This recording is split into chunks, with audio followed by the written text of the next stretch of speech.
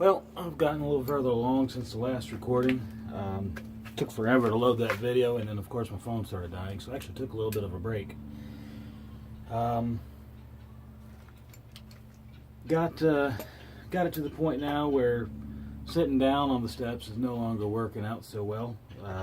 It's better now to just stand up and use these steps as different levels. I'll step down some to and leave the bow on the stave on the higher step to bring my work more close to me. And I've got about here to there left to go, and I plan on making pretty quick, short work of it. Just maybe to show you guys exactly how fast this can go. One thing I did forget to set up first was to grab my rubber floor mat.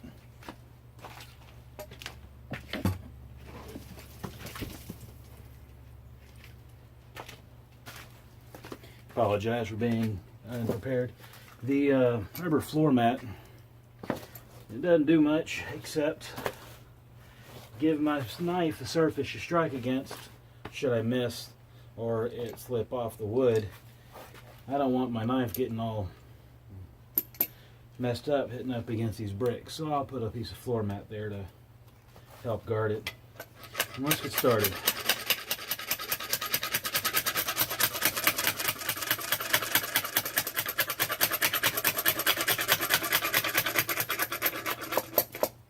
Now you can control a lot of your wood removal by changing the angle that the knife is at. This is a flat run of it. It will change your knife flat when you want to start peeling off the strip you're taking.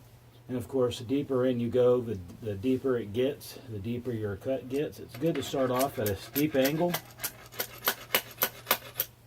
You can get an idea of the angle I'm working at here, just to build up a curl. That'll let you get a good start. And then you slowly feather it in. I don't know what angle that is, but it's halfway between a 45 and a flat, so. And that allows you to continue a run on a ring.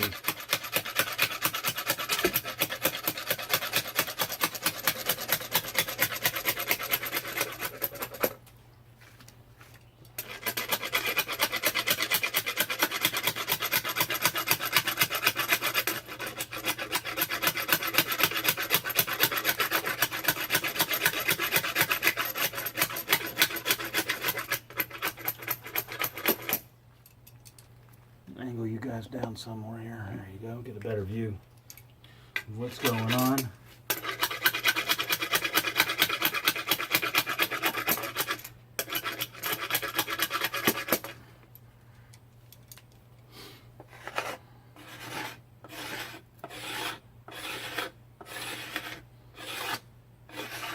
Scraping the back allows you to remove pieces of the ring that you miss. Small little sections of them. It's good to remove small little islands. I'll get you actually in the camera where I'm pointing here. Little islands like that, you know. And remove the chatter from the knife going up and down. And again, as I explained in the other video, to get rid of that any chatter or washboarding, it's good to go at a 45-degree angle to get rid of those tool markings. And holding the knife like this is a very effective way. And again, I don't keep it too sharp. I don't like cutting myself. I try to keep all my hydraulic fluid inside of me.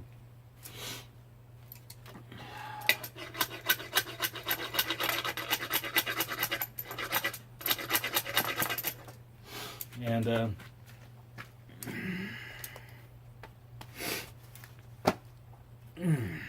can also be used to dress up a ring that you're working on. Like it feathers out so much that your knife just won't catch it anymore. Do this right here, and it'll actually build up a step on the ring you're working. It'll eat that feathering out of it. Now I've got a good step to work again for the knife to catch and bite. Sometimes that'll happen. Your ring will feather out and the knife will slide across it.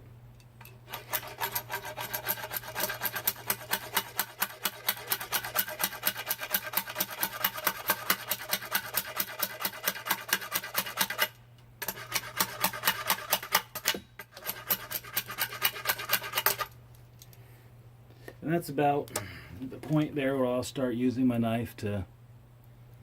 Goodness, I really wish I can get this camera to focus better on this, but that's about the point that I'll get to, and I'll use my knife as a scraper and clean that up.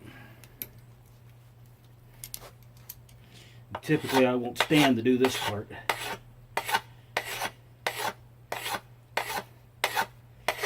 But since the camera is already there,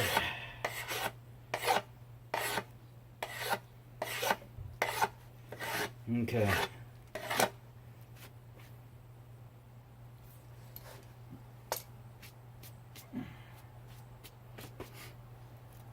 Now we've got a nice, much more smooth back. And I've got a ring chase the whole way now. I just got to go back, use my knife scraper style to remove all my tool markings and smooth everything out. But it's looking pretty good. I got down to the ring I wanted.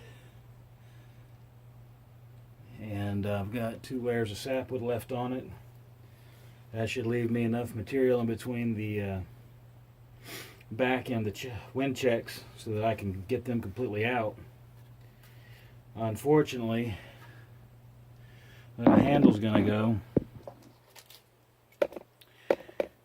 I'm going to have some wind checks in it anyway. So I'll probably wind up filling that with glue and sawdust just to pack it in there. It won't, I want to say it won't be structural inside the handle. Depends on how deep those wind checks go. They don't, however, go to the other side. They're just right here. Where they stop, I don't know. When I shape the handle, I get a good idea of it. If they go all the way through, I'll have to really pack some super glue in there, clamp it down, and just treat it like it's a laminated handle, because that's at that point what it will be.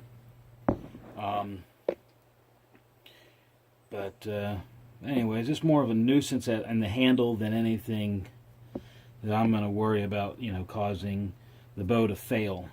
It's the handle doesn't bend, so that's a good thing. And you can see where I've got the handle traced out at it. It comes out at the fades. The wind check does. So I don't know if y'all can actually see that or not. It's a very thin line, darker line right there. But we'll see what we can do to remove that. Meanwhile, I'm going to do some quick scraping on this. And get back with you. Now, a lot of times, working a piece of wood, I'll hold it with my neck and shoulder and butt the wood up against something. In this case, I'm using a step. You can also use a tree root, the side of your house, car tire, doesn't matter. Grab the knife, almost like a draw knife. Now this knife, K-Bar's a good brand of knife. This stout freaking knife. I miscalculated a strike once when I was chopping and I accidentally folded over my handguard. But before I did that, I used to actually put my finger right there up against it to use as leverage. But now I just have to put my fingers right here to scrape. But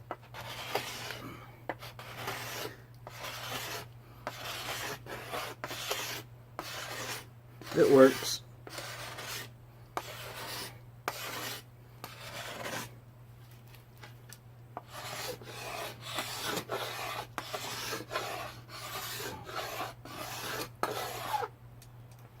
So that's how I scrape with this knife.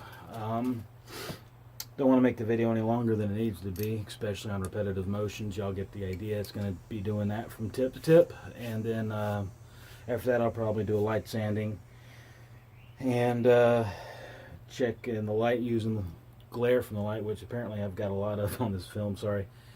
I use the glare, run it across the back of the bow looking for any tool marks that I may have missed, and then we'll go from there. See you guys in the next video.